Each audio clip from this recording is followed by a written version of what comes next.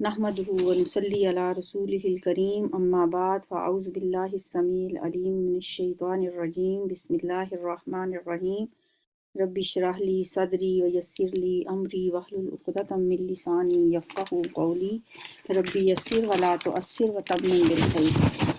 आज की हमारी आयत तो हैं आयत नंबर 20 से 29 तक, लेकिन जहाँ तक मुझे लगता है कि शायद ये आज कंप्लीट नहीं हो सकेंगी, तो हम फिर इनको, अगर ना हुई तो फिर हम इनको 2 दिनों में कर लेंगे। जैसे कि कल वाली भी जो आयत हम पढ़ रहे थे, तो आखिरी आयत जो थी वो सही तरह से उसकी वजाहत नहीं हो सकी थी। अभी आपके पास कुरान पाक तो होंगे और कल का लेसन भी आपके जहन में होगा कि कहाँ पे हमने उसको छोड़ा था। तो मैं आयत नंबर 18 आपको दोबारा से पढ़ा देती हूँ अपने कुरान पाक से, आप देख लीजिए।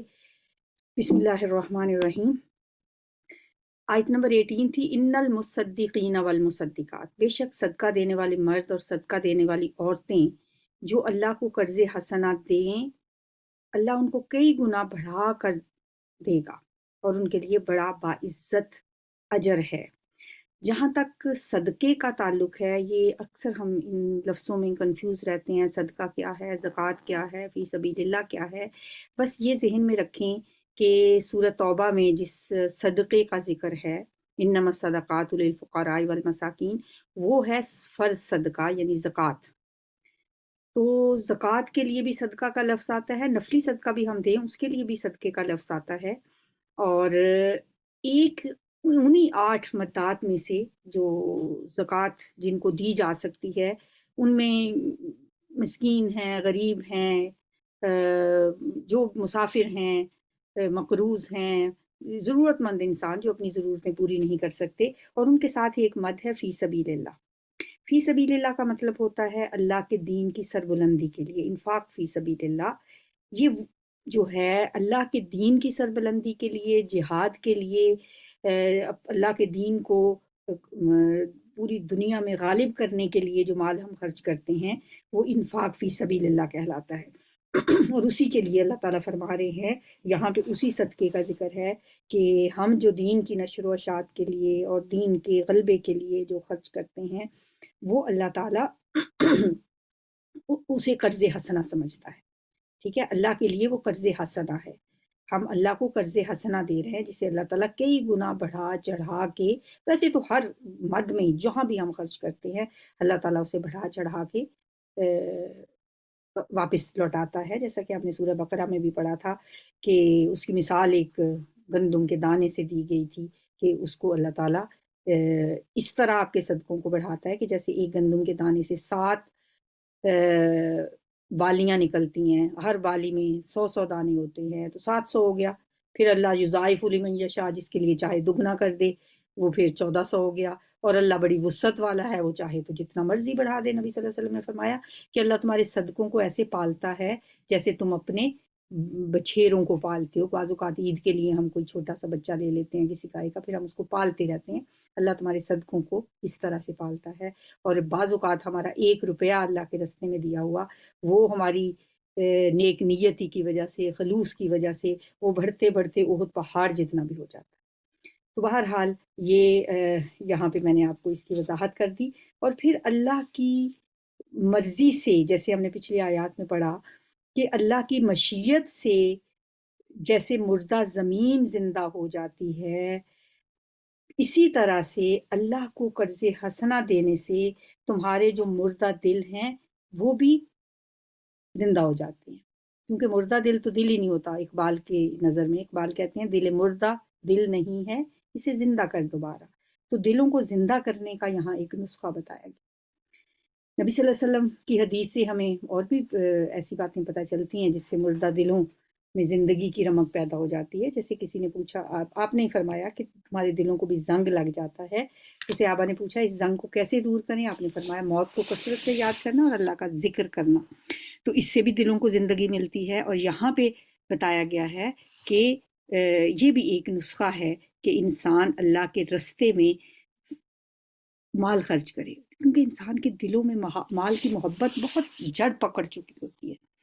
हमने दुनिया के पीछे भागते भागते مال اور اولاد جس کو قرآن نے فتنہ کہا ہے، تمہارے مال اور تمہاری اولاد تمہارے لیے فتنہ ہے، ہم نے ان دونوں چیزوں کی محبت اپنے دلوں میں اس قدر جڑیں اس کی مضبوط کر لی ہیں کہ لگتا ہے کہ ایک ٹرین جا رہی ہے سیدھی جنت کی طرف، دوسری ٹرین جا رہی ہے دنیا کے پیچھے، دنیا کے مال، دنیا کی آسائشیں، دنیا کی رونقیں۔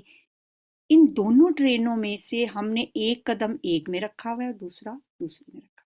آپ بتائیں کہ اس طرح سے کوئی سفر ہو سکتا ہے؟ جب تک ہم دنیا کی محبت والی ٹرین پہ بریک نہیں رکھ پہ پاؤں نہیں رکھتے یا وہاں سے اپنا قدم ہٹا نہیں لیتے، اس وقت تک ہم جنت کی طرف جانے والی ٹرین میں سوار کیسے رہ سکتے ہیں؟ دو محبتیں ایک دل میں اکٹھی نہیں ہو سکتی۔ جیسے کل ایک دعا میں آپ کو بتا رہی تھی تو میرے ذہن سے نکل رہی تھی، وہ دعا میں آپ کو پوری کی پوری یہاں پڑھ کے سنا دیتی ہوں۔ ابھی میں لمبی دعائیں آپ کو اس لیے نہیں یاد کروا رہی کہ چھوٹی چھوٹی دعاؤں کے بعد انشاءاللہ ہم اس پہ آئیں گے۔ اتنی پیاری پیاری دعائیں ہیں نبی صلی اللہ علیہ وسلم کی کہ بعض اوقات تو وہ ایسے فٹ آتی ہیں ہماری بات پہ۔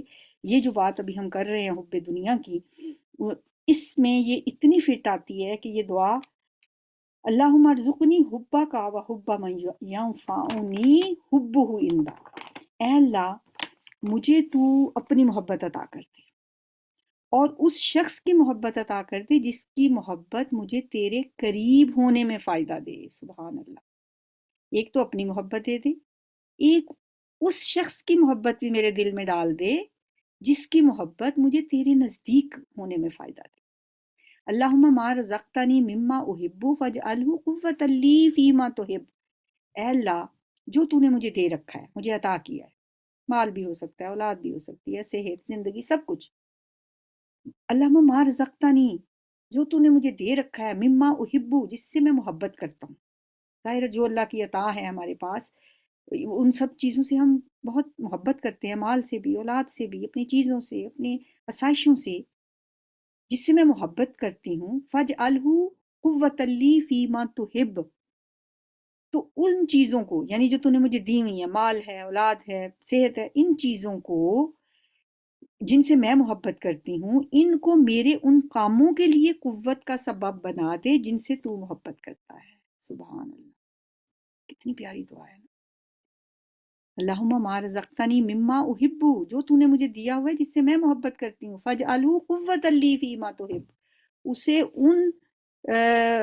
ان کاموں کے لیے قوت کا سبب بنا دے جن سے تو محبت کرتا ہے۔ آگے اگلی جو ہے آخری سنٹنس یا آخری دعا کا جو حصہ ہے، یہ کل میں آپ کو بتانا چاہ رہی تھی۔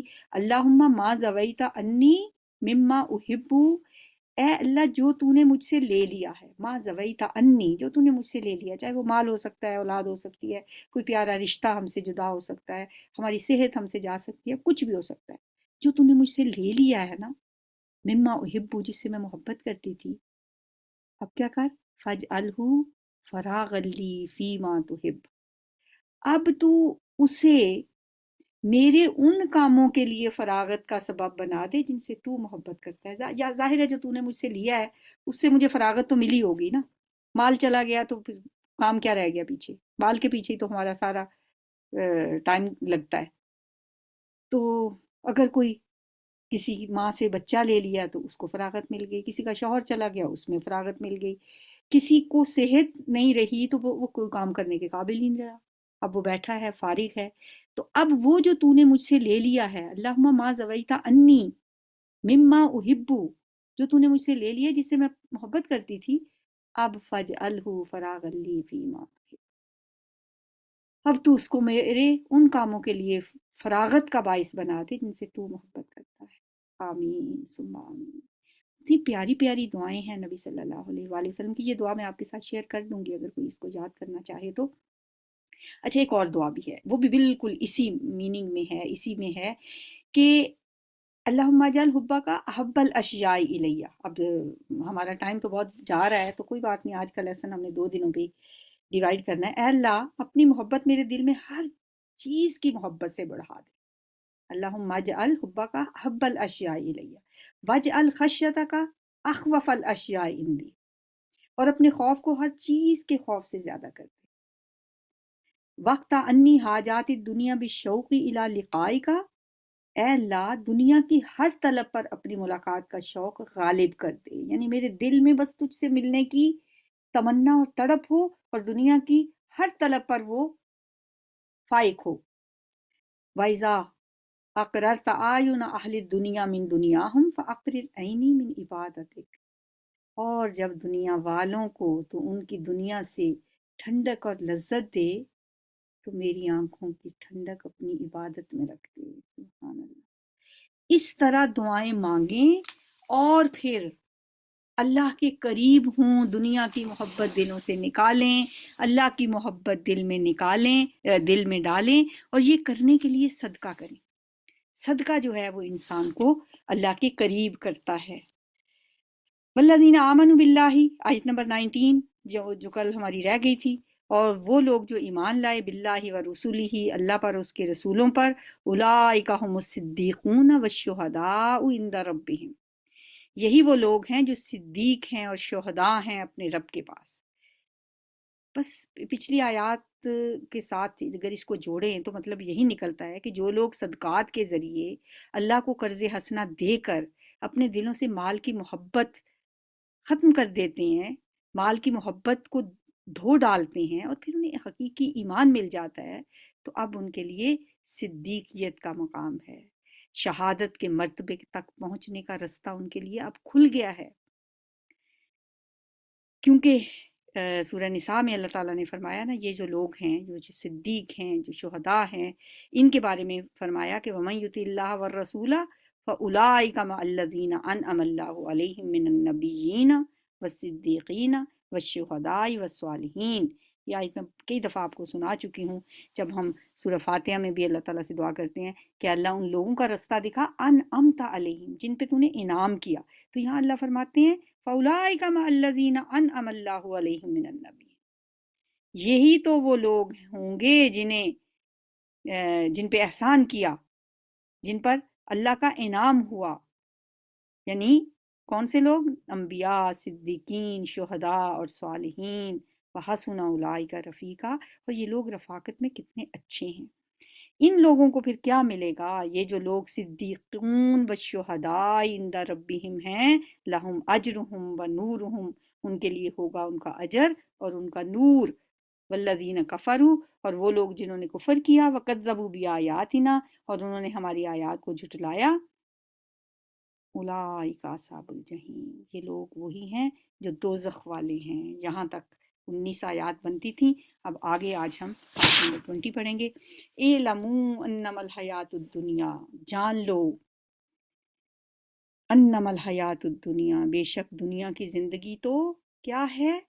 یہ دنیا کی زندگی کا ہی ہم ابھی کر رہے تھے نا کمپیریزن، کہ دنیا کی زندگی اور جو آخرت کی زندگی ہے، ان دونوں کو ہم ساتھ ساتھ لے کے نہیں چل سکتے، ایک کو تو ہمیں کم کرنا پڑے گا، پھر ہی ہمارا دوسری طرف دھیان ہوگا، دونوں کشتیوں میں سوار نہیں ہم ہو سکتے۔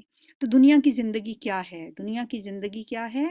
انما الحیات الدنیا لعب، کھیل ہے، لہو، دل لگی ہے، وزینت، اور کیا ہے؟ زینت ہے، ظاہری آؤٹر لک انسان کی، اپنے آپ کو ٹیپ ٹاپ میں رکھنا، زینت، و تفاخر، اور ایک دوسرے پر فخر جتانا ہے، بینکم، آپس میں، و تکاثر فی الاموال والاولاد، اور ایک دوسرے سے بڑھ جانے کی کوشش کرنا، تکاثر، کثرت سے، مال میں اور اولاد میں کثرت، فی الاموال والاولاد۔ اب ان چیزوں کو کی مثال دی گئی ہے، مثال دے کے سمجھایا گیا ہے، کس کے ساتھ؟ کمثل غیث، بارش کی مثل ہے۔ اعجب الکفارا، جو کہ اچھی لگتی ہے، خوش کرتی ہے کفار کو۔ اب کفار کا لفظ یہاں پہ کافروں کے معنوں میں نہیں ہے، کسان کے معنوں میں، کسان کے لیے بھی کفار کا لفظ آتا ہے۔ کاشتکاروں کو اچھی لگتی ہے، آجبا، اس نے خوش کر دیا کاشتکاروں کو، نبات ہو، کس نے؟ اس کی پیداوار نے، اس کی رویدگی نے، جو اس کو جو نباتات ہے اس نے اس کو خوش کر دیا. سما یہیجو، پھر وہ کون، وہ کھیتی اپنی پوری قوت پر آتی ہے. یہیج، سما یہیجو فتراہو، پھر تم دیکھتے ہو. اب یہاں پہ اس کا مطلب خشک ہونا لکھا ہوا ہے، لیکن یہ جو ہے نا یہیج کا لفظ، اس کا مطلب ہوتا ہے پوری قوت پہ آنا.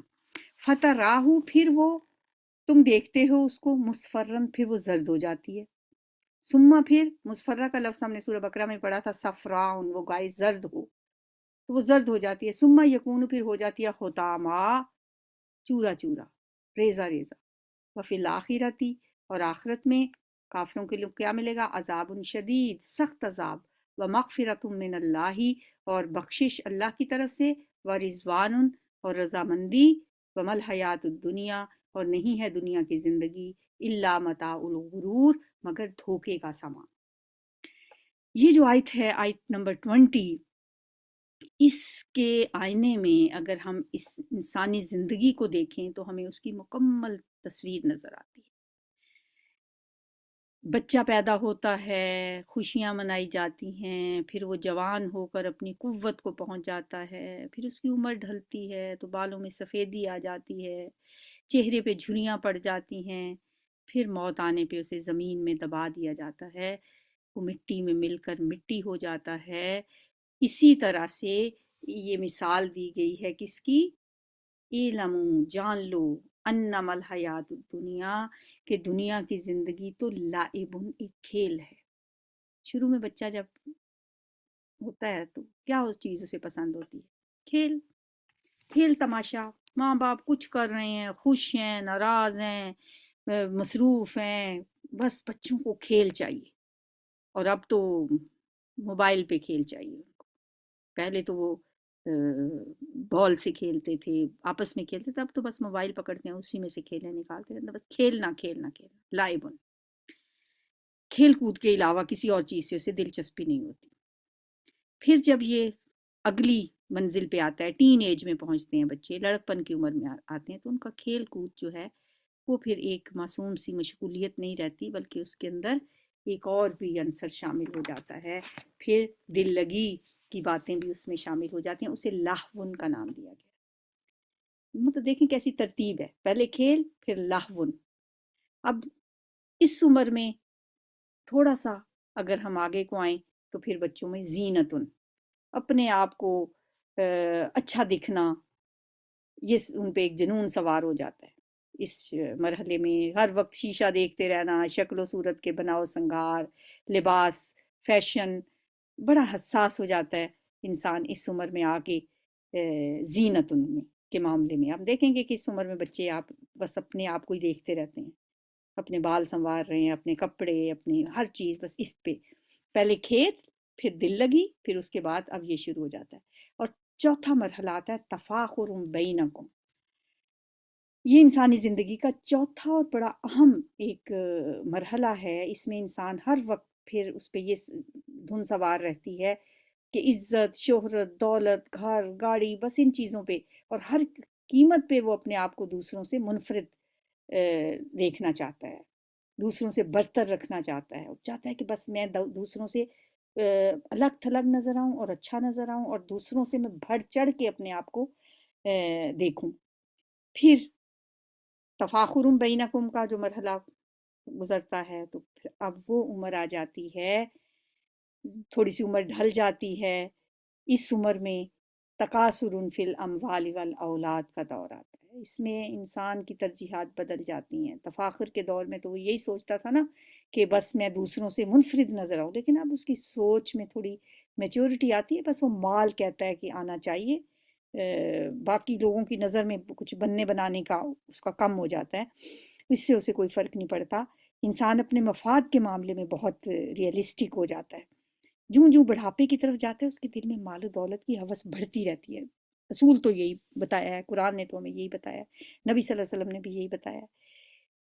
اب اس عمر میں آ کے انسان کو پتہ ہوتا ہے کہ اب میری پاس اتنا وقت نہیں ہے، میری زندگی میرے پاس بہت تھوڑی ہے، لیکن وہ جو ایک خواہش ہے نا دولت کی. آپ دیکھیں کہ اسی عمر میں آپ دیکھیں گے کہ لوگ گھر بنا رہے ہوتے ہیں ریٹائرمنٹ کے بعد، اور بڑا ان کو پھر ہوتا ہے کہ جیسے حل میں مزید کی خواہش ان کے اندر ختم نہیں ہوتی۔ سورہ تکاثر میں یہی اللہ تعالیٰ نے فرمایا الہاکم التکاثر حتی زرتم المقابر، اے لوگو تمہیں مال کی کثرت کی طلب نے غافل کر دیا ہے یہاں تک کہ تم نے قبریں جا دیکھیں۔ وَتَكَاثُرٌ فِي الْأَمْوَالِ وَالْأَوْلَادِ کا مرحلہ آ جاتا ہے۔ بہرحال وقت کے ساتھ ساتھ انسان کی پریورٹیز بدلتی رہتی ہیں، عمر کے ہر مرحلے میں کسی ایک چیز کی دھن اس کے ذہن پہ ضرور سوار ہوتی ہے، اور اس آیت میں انسانی زندگی کے جو نفسیاتی مراحل ہیں انہیں بہت اچھے طریقے سے اللہ تعالیٰ نے سمجھا دیا۔ اب آیت کا جو اگلا حصہ ہے کمثل غیث، اس میں انسانی زندگی اور نباتاتی زندگی کے درمیان جو ایک مماثلت پائی جاتی ہے اس کا ذکر ہے۔ مطلب یہ ہے، اللہ بتانا یہ چاہتا ہے کہ اگر تم اپنی زندگی کی حقیقت کو سمجھنا چاہتے ہو نا تو کسان کی ایک فصل کے سائیکل کو دیکھ لو۔ اس کی فصل کا سائیکل کیا ہوتا ہے کہ وہ بیج بوتا ہے، پھر اس پہ کھیتی اگتی ہے، بارش برستی ہے اور لہلہا اٹھتی ہے فصل۔ کمثل غیث، بارش کی مانند، اعجب الکفار نباتہ، تو اس سے کسان کو اس کی پیدا ہونے والی جو رویدگی ہے ان کو بہت اچھی لگتی ہے۔ ثم یہیجو، پھر وہ کھیتی اپنی پوری قوت پر آتی ہے۔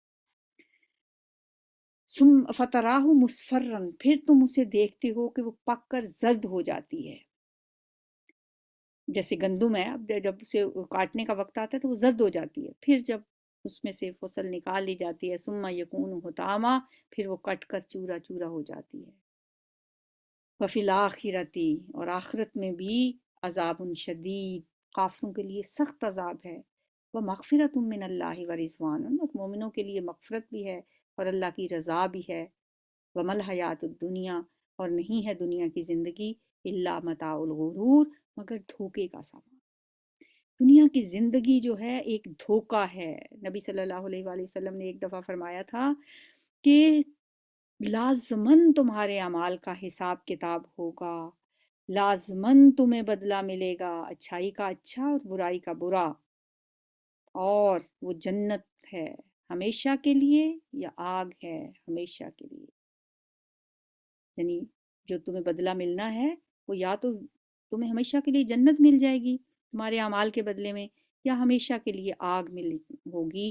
تو دنیا کی زندگی کو دو ہی چیزیں ہیں، وفی الآخرۃ عذاب شدید، یا تو آخرت میں عذاب شدید ہے، یا مغفرۃ من اللہ ورضوان، اللہ کی طرف سے مغفرت اور رضوان ہے، اللہ کی رضامندی ہے، اللہ کی رضا ہے۔ ہمیں ہر وقت اللہ سے اس کی رضا مانگنی چاہیے، جنت مانگنی چاہیے۔ اللہم انی اسألک رضوانک والجنہ ونعوذ برحمتک من النار، یہ دعا ہمیں ہر روز مانگنی چاہیے، جنت کی اور دوزخ سے پناہ مانگنی چاہیے۔ سابقوا الی مغفرۃ من ربکم، سبقت لے جاؤ، ایک دوسرے سے آگے بڑھنے کی کوشش کرو۔ الی مغفرۃ من ربکم، اپنے رب کی بخشش کی طرف۔ سبقت کس میں لے کے جاؤ کہ اپنے رب کی مغفرت حاصل کر لو، اپنے رب کی رضا حاصل کر لو، اپنے رب کو خوش کر لو، اور اس جنت کی طرف دوڑ لگا دو، اس جنت کی طرف۔ سابقو، سبقت ہوتا ہے نا، جیسے دنیاوی کاموں میں ہم ایک دوسرے سے آگے بڑھنے کی کوشش کرتے ہیں، ہم دنیا میں چاہتے ہیں کہ بس ہم سب سے آگے ہوں، لیکن آخرت کے معاملے میں ہم بالکل پیسیو ہو جاتے ہیں، کوئی فکر ہی نہیں ہوتی۔ عارضی دنیا کی یہ جو ایک دوسرے سے آگے بڑھنے کی دوڑ ہے، اس کو چھوڑ دو، اپنی صلاحیتیں اللہ کی رضا اور اللہ کی بنائی ہوئی جنت کے حصول کے لیے لگا دو۔ اسے حاصل کرنے کے لیے محنت کرو، بہتر سے بہتر درجہ جنت میں پانے کے لیے دوسروں سے آگے نکلنے کی کوشش کرو۔ وفروا الی اللہ، اللہ کی طرف دوڑ لگا دو، اس جنت کی طرف دوڑ لگا دو، عرضھا کعرض السماء والارض، جس کی چوڑائی، اب دیکھیں اس کی وسعت کو بتانے کے لیے نا اللہ تعالیٰ نے اس کی لمبائی نہیں بتائی، ہمیشہ چوڑائی کم ہوتی ہے، ہر چیز کی لمبائی زیادہ ہوتی ہے، تو چوڑائی سے آپ اندازہ کر لیں کہ اس کی لمبائی کتنی ہوگی۔ اس جنت کی طرف कोशिश करो, उस जन्नत के हसूल की कोशिश करो, अपना जो सेंटर ऑफ लाइफ है ना, वो जन्नत, उस जन्नत को बना लो। एक जगह पे हमने पीछे पढ़ा था ना कि हर शख्स का वालिकुल्लि विजहतुन, हर शख्स का एक सेंटर ऑफ लाइफ होता है। तुम अपना सेंटर ऑफ लाइफ आखिरत की कामयाबी को बना लो, उस जन्नत के हसूल को बना लो, जिसका अर्ज कितना है, का अर्ज इस समाई वल अर्ज, आसमान और जमीन के अर्ज जितना। वो इद्दत लिल्लज़ीना आमनू, वो तैयार की गई है ईमान वालों के लिए जो ईमान लाते हैं बिल्लाही व रसूलिही, अल्लाह और उसके रसूल पे जो ईमान लाते हैं उनके लिए वो जन्नत तैयार की गई है। अब जन्नत की कुशादगी, उसकी वुस्सत अल्लाह ने यहाँ बताई है। जैसे जहन्नुम की वुस्सत बताने के लिए फरमाया था कि जहन्नुम इतनी बड़ी है, व यौम नक़ूलु लिजहन्नम हल इम्तलाती व तक़ूलु हल मिन मज़ीद, उस दिन हम पूछेंगे जहन्नम से क्या तू भर गई है, तो वो कहेगी हल मिन मज़ीद, कोई और भी हैं तो वो भी ले आओ। तो इससे जहन्नुम की वुस्सत का अंदाज़ा होता है। तो जन्नत की वुस्सत बताने के लिए अल्लाह ताला फरमाते हैं कि उस जन्नत की तरफ दौड़ लगा दो जिसकी चौड़ाई आसमान और ज़मीन की चौड़ाई की तरह है। साइंस ने मौजूदा दौर में बेइंतहा तरक्की की है, लेकिन अर्ज़ो समा की वुस्सत के बारे में उसका इल्म अभी भी ना होने के बराबर है। यहाँ अर्ज़ो समा से मुराद पूरी कायनात है, और ये कायनात जो है, अब तक जो मालूमात इंसान को मिली हैं उनके मुताबिक इस कायनात में अरबों खरबों कहकशाएं हैं। हर कहकशां की वुस्सत इतनी है कि इंसान सोच ही नहीं सकता। और फिर एक कहकशां से दूसरी कहकशां के दरमियान का जो फासला है वो करोड़ों नूरी सालों पे मुहित है। हर कहकशां में बेशुमार सितारे हैं, और हमारा जो सोलर सिस्टम है इस जैसे बेशुमार निज़ाम है, हमारी ज़मीन जैसी बेशुमार वहाँ पे सैयारे हैं, और हर सितारे की जसामत और उसका एक दूसरे से फासला अरबों नूरी सालों में का फासला है।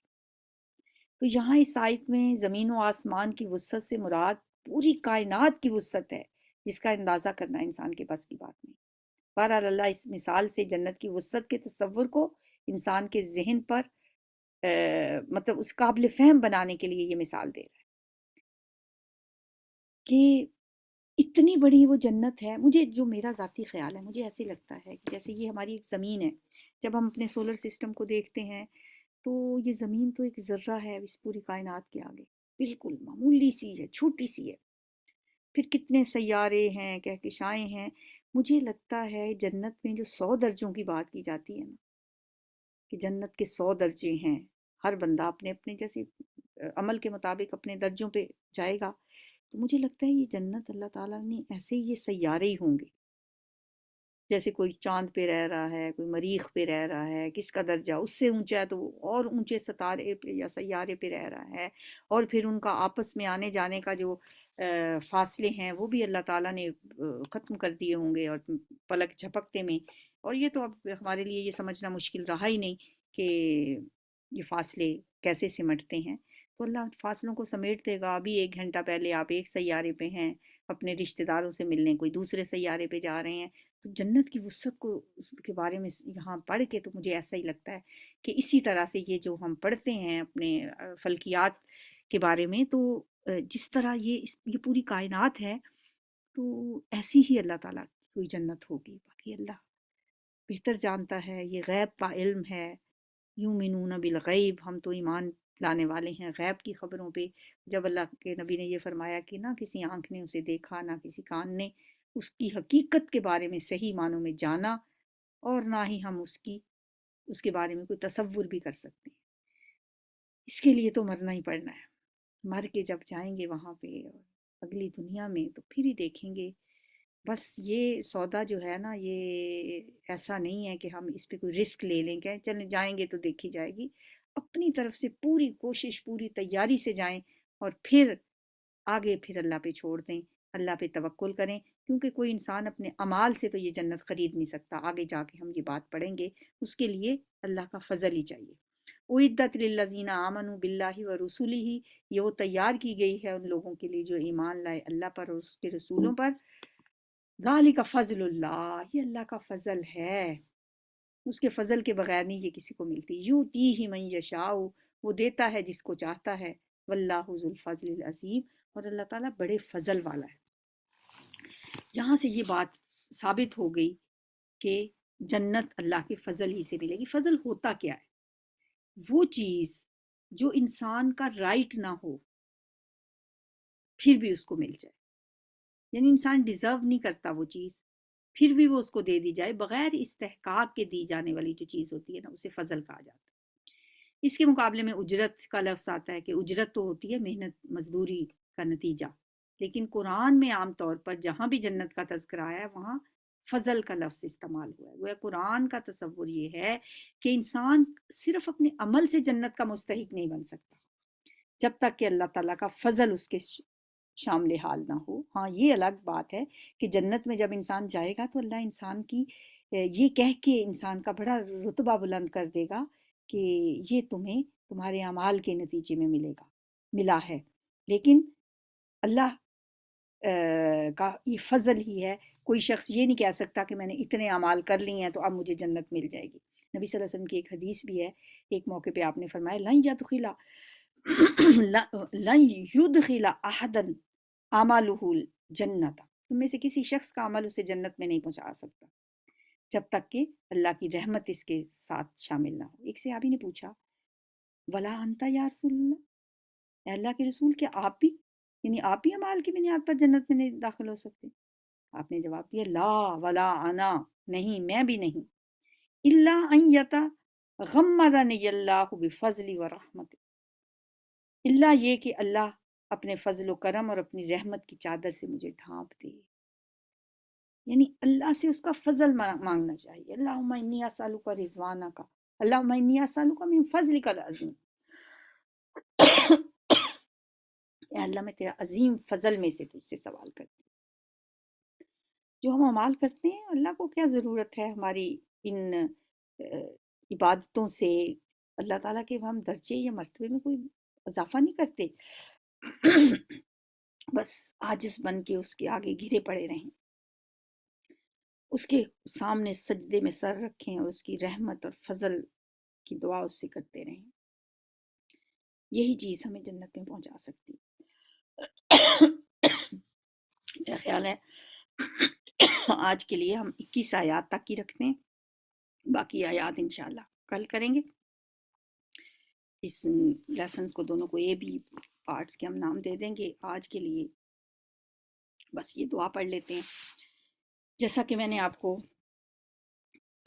صبح شام کی دعائیں سٹارٹ کروائی تھیں، سب سے پہلے سبحان اللہ و بحمدہ عدد خلقہ 3 دفعہ پڑھنا ہے صبح کے ٹائم، اور پھر عصر کے بعد بھی، پھر اس کے بعد 10 دفعہ درود شریف پڑھنا ہے، آیت الکرسی پڑھنی ہے، کل پڑھنے ہیں 3 دفعہ، پھر اللہم بک اصبحنا و بک امسینا و بک نحیا و بک نموت و الیک النشور والی دعا مانگنی ہے۔